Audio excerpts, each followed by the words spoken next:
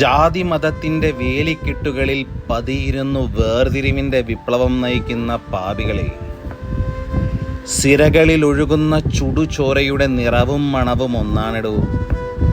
സംശയമുണ്ടെങ്കിൽ ഇടനെഞ്ചു പൊട്ടി ഇടറി വീഴുന്ന വാക്കുകളും പേറി മിഴികളിൽ അണപൊട്ടി ഒഴുകുന്ന സങ്കടങ്ങളെ വാരിപ്പിടിച്ചങ്ങു ഗംഗാവലി പുഴയോരത്തൊരു മനുഷ്യൻ നിൽപ്പുണ്ട്. അവൻ്റെ പേര് മനാഫ് എന്നാണ്.